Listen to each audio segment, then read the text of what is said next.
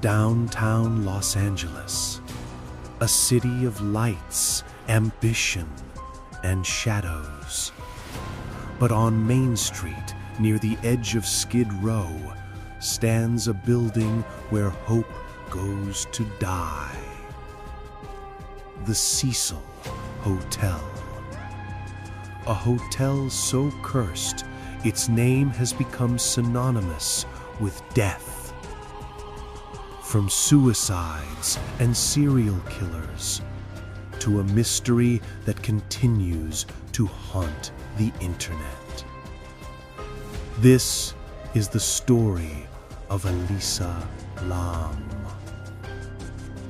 The Cecil Hotel opened in 1924 at a cost of $1.5 million. Its grand marble lobby, stained glass windows, and polished brass fixtures promised glamour. It was marketed as a jewel of downtown Los Angeles. But timing is everything. Within 5 years, the Great Depression struck. The glamorous guests vanished. The neighborhood decayed. Soon, the Cecil found itself at the epicenter of Skid Row, surrounded by thousands of unhoused people. Drugs, violence, and poverty became its backdrop. And the Cecil's reputation began to change. In 1935, Richard Ramirez, the Night Stalker, stayed at the Cecil while murdering across Los Angeles. Witnesses recall him discarding bloody clothes in the dumpster before walking calmly inside. In the 1990s, Austrian serial killer Jack Unterweger also took up residence, allegedly choosing the Cecil because of its proximity to sex workers, his preferred victims. The hotel became a magnet for darkness. Police were called frequently. Drugs, overdoses, assaults. Tragedy after tragedy unfolded behind its faded facade. The Cecil was so notorious, it inspired movies and ghost stories. Many believed it was cursed. Some even whispered it was haunted, a vortex where negative energy gathered. By the 2000s, the building was split in half. One side branded itself as a budget hostel called Stay on Main, trying to attract backpackers and tourists. The other remained low-income housing. This strange mix meant young travelers were brushing shoulders with long-term residents battling addiction, poverty, and crime.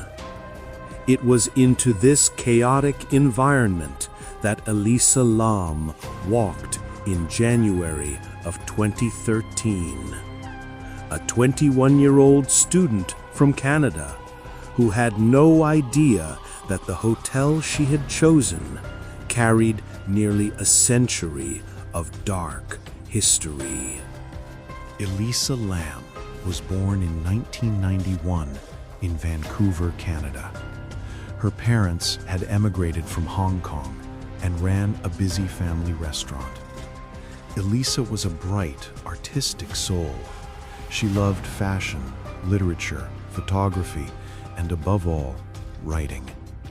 On her Tumblr blog, she shared her thoughts and feelings with honesty. She wrote about her favorite books, about her dreams, and also about her struggles. Elisa was witty, thoughtful, and deeply relatable to the strangers who stumbled upon her posts. But Elisa also battled bipolar disorder. Her blog revealed the highs and lows, days of joy and humor, followed by entries that hinted at loneliness, doubt, and depression. She was open about taking medication, about therapy, about fighting to maintain balance. Her parents and younger sister supported her, But Elisa was 21 years old. She craved independence and adventure. She longed to step away from the routine of school and restaurant life, to see more of the world. So, in January 2013, she decided to travel alone to California. Her parents were nervous. She had never been far from them, and traveling alone came with risks. So Elisa made them a promise. She would call home every day to check in.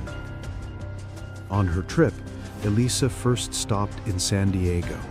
She visited the zoo, took photographs, and wrote cheerful blog posts about the animals she saw. From there, she traveled north to Los Angeles. On January 28th, she checked into the Cecil Hotel. At first, she shared a room with other young women travelers, but within days, those roommates complained about strange behavior. The hotel quietly moved Elisa into her own private room. What exactly happened in that shared room remains unclear. Some accounts suggest she left notes to others telling them to go away. Others say she was disruptive at night. Whether it was her illness or simple travel stress, the outcome was the same. Elisa was now alone. For the next few days, Elisa explored Los Angeles. She visited bookstores and art galleries. She bought records. She blogged about her trip, sometimes lighthearted, sometimes heavy. Like many young travelers, she seemed caught between excitement and inner turmoil. January 31st was supposed to be the day she checked out of the Cecil and continued her journey to Santa Cruz. But that morning, something went wrong. Elisa stopped calling her parents. No more texts, no more updates. When she failed to check in that night, her parents panicked. By February 1st, they had contacted the Los Angeles Police Department. The LAPD opened a missing persons case. Detectives searched her room. Her belongings were still there: her laptop, her clothes, her prescription medication. But Elisa was gone. The police brought in dogs. They led them through hallways, stairwells, even up to the roof. But strangely, the scent trails ended abruptly inside the hotel, almost as if Elisa had simply vanished into thin air. Her parents flew to Los Angeles to join the search. They handed out missing posters with Elisa's photograph. Her image, a smiling young woman with long dark hair, was soon plastered across downtown. But days turned to a week, then 2, and still no trace of Elisa. For the guests at the Cecil Hotel, life continued. Tourists came and went. Residents carried on. But behind the scenes, investigators were growing increasingly desperate. And then, nearly 2 weeks later, the LAPD decided to release a piece of evidence that would shock the world: the elevator video. On February 14th, the LAPD released security footage from the hotel. It was grainy, time-stamped, and filmed from a corner of an elevator. The clip lasted just over 4 minutes, but what it captured became one of the most chilling viral videos in internet history. The video begins with Elisa stepping into the elevator. She looks small, wearing a red hoodie and shorts. She presses several buttons in rapid succession, as if trying to make the elevator move quickly. But the elevator doesn't move. The doors remain wide open. Elisa steps back, confused. She waits. The doors still do not close. Slowly, She peeks out into the hallway. She looks both ways, almost as if she's afraid someone is out there. She darts back in and hides in the corner, pressing herself against the wall. For long moments, she seems to be playing a bizarre game of hide and seek with something unseen. She steps out again, cautiously. Then, suddenly, her hands rise.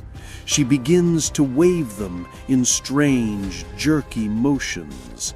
Her fingers spread and curl, twisting unnaturally, as though she's speaking to something or someone we cannot see.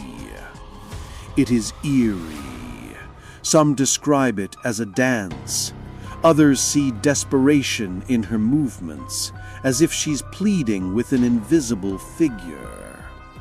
Then, just as it began, Elisa steps away from the frame. She disappears from view. The elevator doors, which had refused to close for nearly 3 minutes, finally shut. The car moves as though nothing had happened. When the LAPD uploaded this footage, the internet exploded. Millions watched in horror. Commenters debated endlessly. Was Elisa running from someone? Was she being stalked? Was she hallucinating? Or was there something supernatural in that hallway? Some slowed the footage frame by frame. They noticed moments where her arms seemed unnaturally elongated.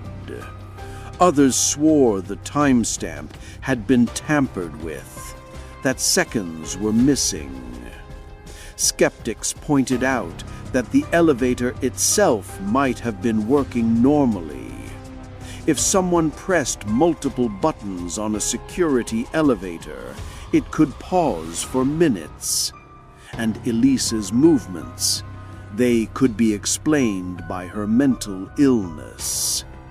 But others were not convinced. The video's strangeness went beyond simple explanation. Why had the LAPD chosen to release it? Why did the hotel's elevator appear so broken, so ominous? And most importantly, what was Elisa seeing? This clip became the internet's obsession. On YouTube, analysis videos racked up millions of views. Reddit threads dissected every second. Some users swore they saw a second figure's shadow in the hall. Others claimed the LAPD blurred out key frames. Paranormal investigators argued that Elisa's hand gestures resembled ritual signs. Others compared the clip to scenes from horror films. The more people studied it, the more unsettling it became. This was the last known footage of Elisa Lam alive, and it left more questions than answers. By now, it had been over 2 weeks since Elisa vanished. Her parents were frantic. The police were running out of leads, and guests at the Cecil were beginning to notice strange problems with the hotel's water supply. Complaints trickled in. The water pressure was low. The water tasted foul. Some said it came out dark, almost black. Maintenance workers were dispatched to the roof. They climbed to the massive water tanks that supplied the building. And what they discovered inside would horrify the world. Segment 4: The Discovery and Autopsy.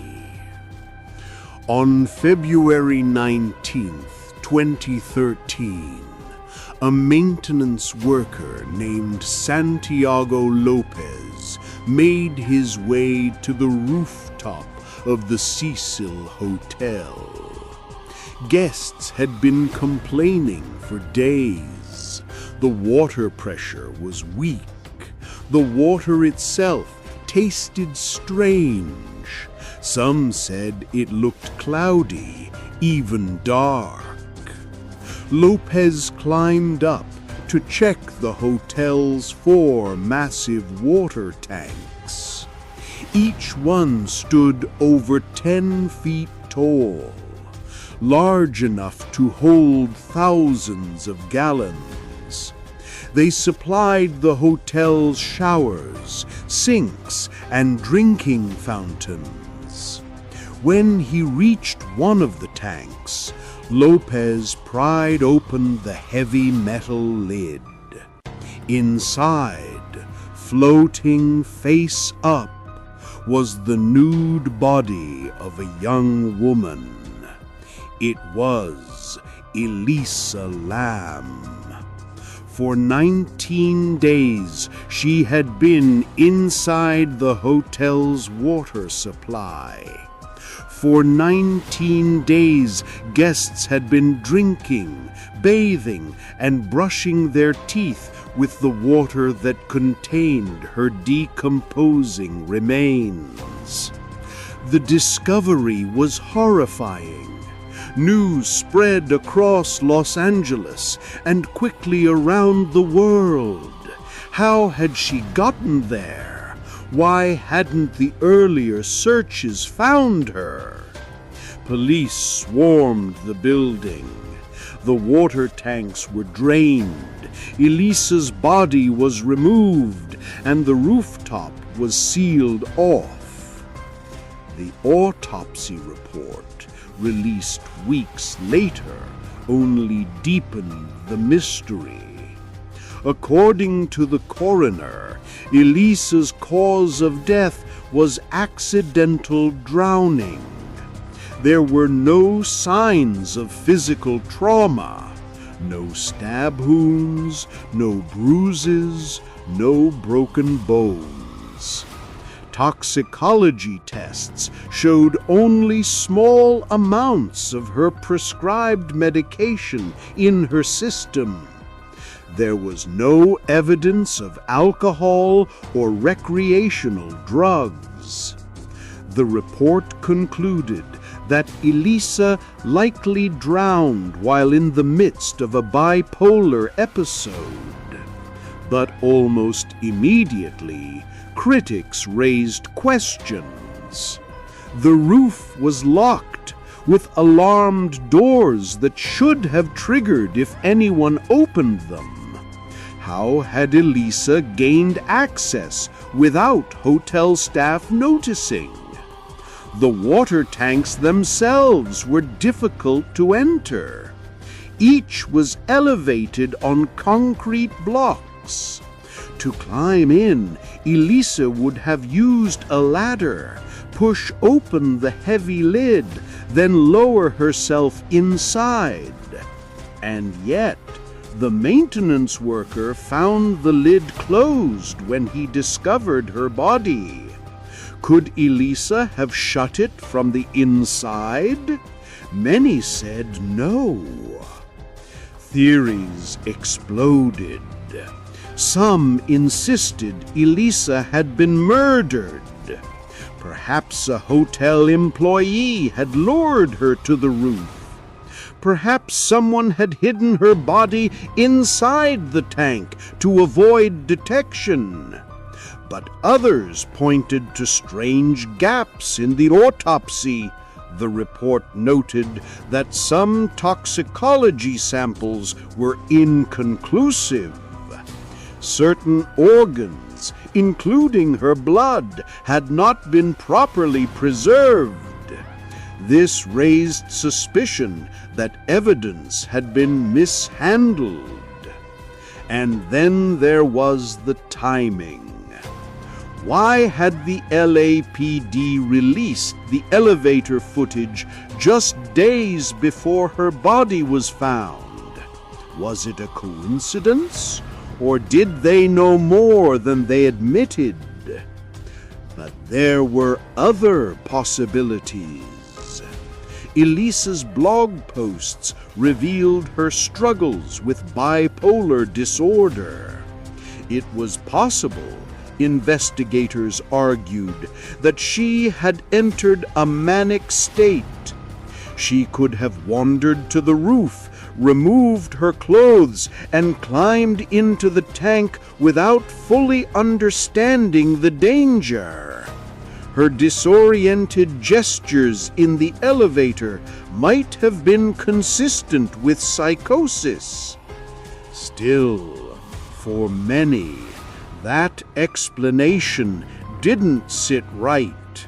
The logistics were troubling.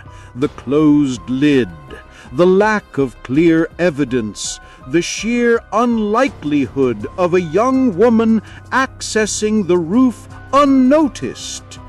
To this day, debate continues about whether Elisa's death was truly an accident or whether something darker occurred that night on the rooftop of the Cecil Hotel. Elisa Lam's death might have remained just another tragic mystery, if not for the internet. The release of the elevator footage transformed her case into a worldwide obsession.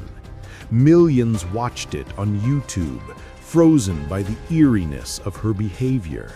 Some replayed it hundreds of times, convinced the answers lay in the flick of her hands or the timing of the elevator doors. On Reddit, entire forums popped up dedicated to solving the case. Users debated everything from elevator mechanics to the hotel's plumbing system. Armchair detectives sketched floor plans, cross-referenced timestamps, and mapped possible escape routes. But the theories quickly spiraled beyond the ordinary. One popular theory suggested Elisa was being stalked. Perhaps another guest had followed her into the elevator.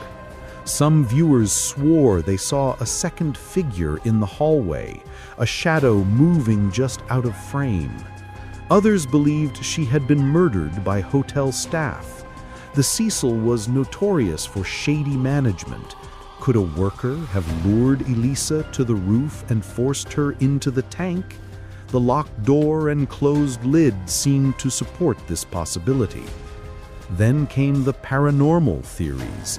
Some argued Elisa was possessed.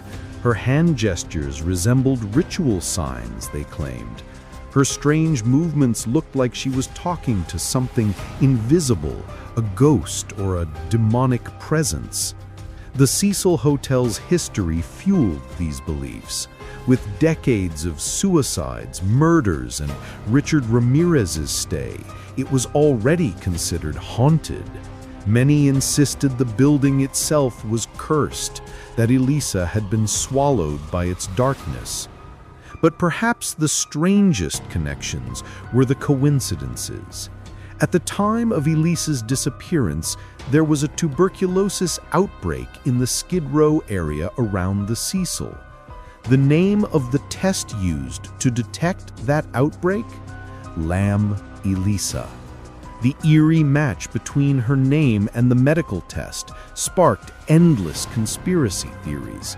Was her death connected to a government experiment?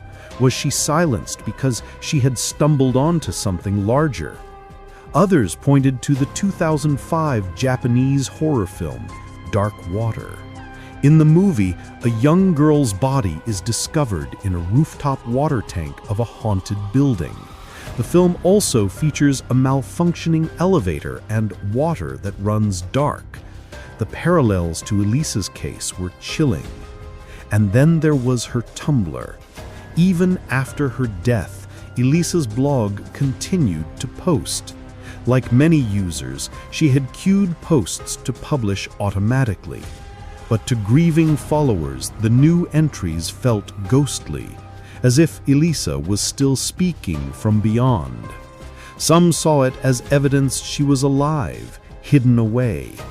Others said it was proof the case was staged. The internet's obsession grew. Podcasts covered the story. YouTubers dissected every angle. Theories multiplied faster than facts could contain them. Elisa Lam's story is not just a mystery. It is a tragedy. A life cut short far too young. Behind the elevator footage, the conspiracy theories, and the sensational headlines was a real person. Elisa was a daughter who promised her parents she would call every day, a sister whose laughter filled her family home, a student who dreamed of traveling the world and writing about her experiences. She was more than the victim of a strange case. She was a human being. The circumstances of her death will likely never be fully explained. Whether it was a tragic accident born of mental illness or something more sinister remains uncertain. But what is certain is the impact her story has left behind. For many, Elisa became a symbol of the struggles faced by those with bipolar disorder and depression.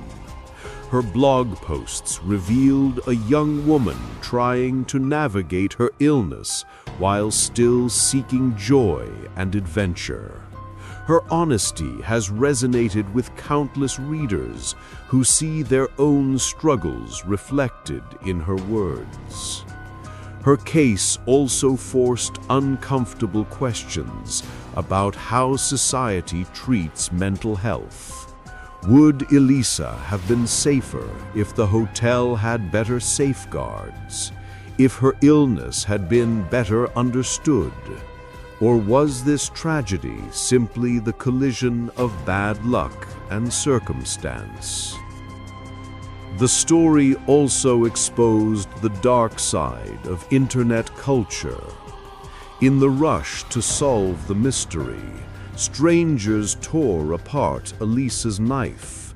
They scrutinized her blog, her clothes, her gestures in the elevator. They built theories on coincidence and rumor, and in some cases, they harassed innocent people who had nothing to do with her death. It is a reminder that behind every viral story is a family grieving, and that real lives are not puzzles for entertainment. The Cecil Hotel, too, was forever changed. After Elisa's death, it became nearly impossible to separate the building from its cursed reputation. Its doors eventually closed, its future uncertain. Plans to renovate it into apartments or reopen as a tourist site have stalled. But no matter what happens, the name Cecil Hotel will always carry the weight of tragedy. From suicides to serial killers to the mystery of Elisa Lam, its walls have absorbed nearly a century of sorrow. And yet, despite the darkness, Elisa's story continues to inspire reflection. She reminds us of the fragility of life, of the thin line between adventure and danger. She challenges us to look at mental illness not with fear or judgment, but with compassion. And she forces us to confront our own fascination with tragedy, to ask why we are drawn to stories like hers and what responsibility we carry in retelling them. Today, Elisa lives on in the countless people who continue to read her blog, in the documentaries and articles that revisit her life, and in the quiet moments when someone sees her story not just as a mystery, but as a reminder of the importance of empathy. Because in the end, the question isn't just what happened to Elisa Lam. The question is what her story teaches us about mental health, about human curiosity, and about the shadows that linger in forgotten corners of our cities. The Cecil Hotel may stand silent now, but the memory of Elisa Lam will never be forgotten. So what do you think happened? Was Elisa's death a tragic accident, a crime, or something we may never fully understand? Whatever the answer, one thing is certain. Her story will continue to echo through the halls of the Cecil Hotel, through the screens of millions who watched her final moments, and through the hearts of those who still seek the truth. And perhaps in remembering her, we can honor not just the mystery, but the life she lived. Lived.